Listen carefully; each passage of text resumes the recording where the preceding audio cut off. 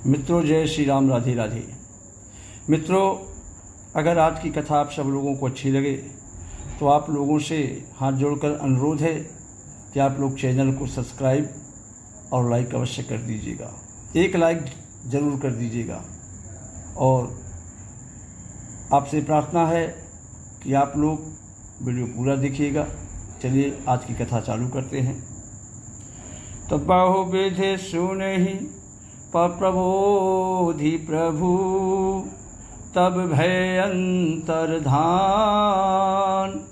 सत्यलोक नारद चले, करत राम गुणगान। बहुत प्रकार से मुनि को भगवान विष्णु समझा बुझाकर ढाढ़स देकर अंतर्धान हो गए और नारद जी श्री विष्णु जी के गुणों का गान करते हुए सत्यलोक अर्थात ब्रह्मलोक को चले गए। तो हर गण मुनि जाति पथ देखी, अविगत मोह मन हर्ष विषेखी। अति सभीति नारद पहियाए, अगहि पद आरत बचन सुनाए। शिव जी के गणों ने जब मुनि को मोह रहित और मन में बहुत प्रसन्न होकर मार्ग में जाते हुए देखा तो वे अत्यंत भयभीत होकर नारद जी के पास आए और उनके चरण पकड़ कर दीन वचन बोले कि हे मुनिराज, हम ब्राह्मण नहीं हैं, हम शिव जी के गण हैं। हमने बड़ा अपराध किया जिसका फल हमने पा लिया। हे कृपालु, अब शाप दूर करने की कृपा कीजिए। और दीनों पर दया करने वाले नारद जी ने कहा कि निश्चर जाई हो तुम दो,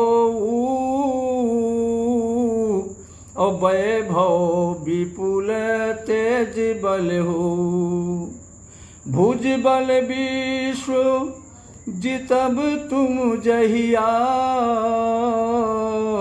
और धरी है विष्णु मनुज तनु तहिया। हे गणों, तुम दोनों जाकर राक्षस हो जाओ। तुम्हें महान ऐश्वर्य तेज और बल की प्राप्ति हो। तुम अपनी भुजाओं के बल से जब सारे विश्व को जीत लोगे तब भगवान विष्णु मनुष्य का शरीर धारण करेंगे। युद्ध में श्रीहरि के हाथ से तुम्हारी मृत्यु होगी, जिससे तुम मुक्त हो जाओगे और फिर संसार में जन्म नहीं लोगे। वे दोनों मुनि के चरणों में सिर झुकाकर चले और समय पाकर राक्षस हुए। एक कल्प यही हेतु प्रभु, लील है मनुज अवतार। सूर्य रंजन सज्जन सुखद, हरिभंजन भुविभार। देवताओं को प्रसन्न करने वाले, सज्जनों को सुख देने वाले और पृथ्वी का भार हरण करने वाले भगवान हरि ने एक कल्प में इसी कारण मनुष्य का तो अवतार लिया था। यही विध जन्म कर करम हरि की रे, असुंदर सुखद विचित्र घनेरे। और कलप प्रभु, कलप प्रति प्रभु अवतरही, अचार चरित नाना विधि करही। इस प्रकार भगवान की अनेकों सुंदर सुखदायक और अलौकिक जन्म और कर्म है। प्रत्येक कल्प में जब जब भगवान अवतार लेते हैं और नाना प्रकार की सुंदर लीलाएं करते हैं, तो तब तब कथा मुनि सन गाई। अपर में पुनीत प्रबंध बनाई। विविध प्रसंग अनूप बखाने, अकरही न सुनिया चरजु शयाने। तब मुनीश्वरों ने परम पवित्र काव्य रचना करके उनकी कथाओं का गान किया है और भांति भांति के अनुपम प्रसंगों का वर्णन किया है। विविध प्रसंग अनूप बखाने, अकरही न सुन आचरजु शयाने। जिनको सुनकर समझदार विवेकी लोग आश्चर्य नहीं करते। हरि अनंत, हरि कथा अनंता, अब कहा ही सुनहि बहुविध सब संता। रामचंद्र के चरित्र सुहाई, और कल्प कोटि लग जाहि न गाए। श्री हरि अनंत है, उनका कोई पार नहीं पा सकता और उनकी कथा भी अनंत है। सब संत लोग उसे बहुत प्रकार से कहते हैं, सुनते हैं, तो श्री रामचंद्र जी के सुंदर चरित्र करोड़ों कल्पों में भी गाए नहीं जा सकते। तो यह प्रसंग मैं कहा भवानी, और हरि माया मोहि मुनि ज्ञानी। शिव जी कहते हैं कि हे देवी पार्वती, मैंने यह बतलाने के लिए इस प्रसंग को कहा है कि ज्ञानी मुनि भी भगवान की माया से मोहित हो जाते हैं।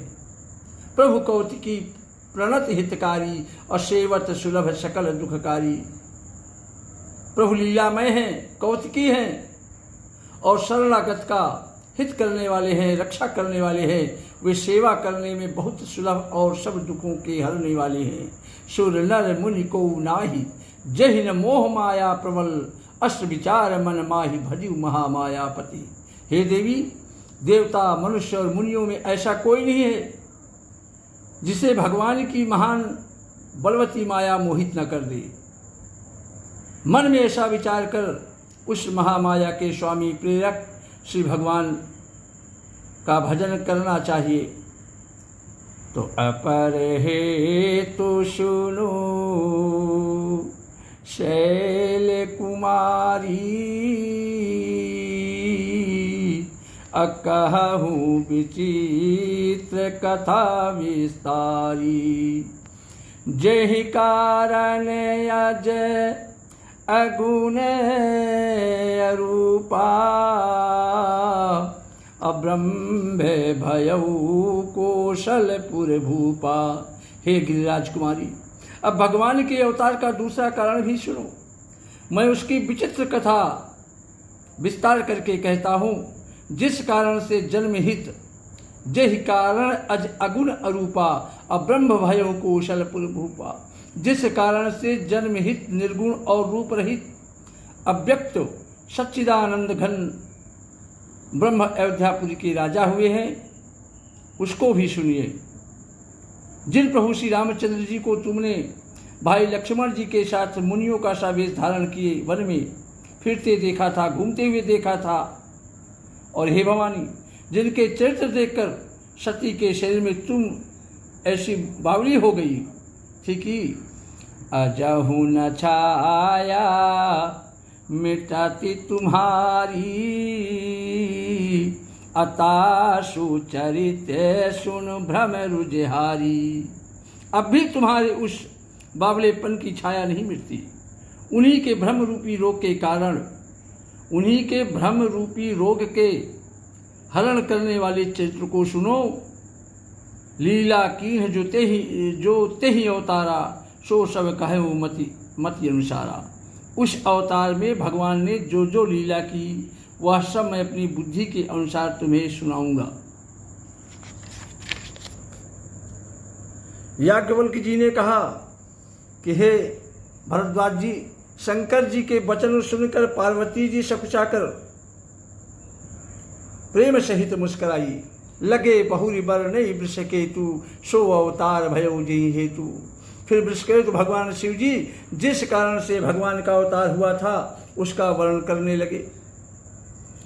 भगवान कहते हैं, भगवान शिव कह रहे हैं कि सो मैं तुम सन कहूँ सब सुन मुनीस, मन लाई, और राम कथा कलि मल हरण मंगल करण सुहाई। हे मुनीश्वर भरद्वाज, मैं वह सब तुमसे कहता हूँ उसको मन लगाकर सुनना। श्री रामचंद्र जी की कथा कलयुग के पापों को हरने वाली, कल्याण करने वाली, बड़ी हितकारी, बड़ी सुंदर है। स्वयंभू मन अरु शत्रुरूपा, और जिन्हते भय नर श्रेष्ठ अनुपा।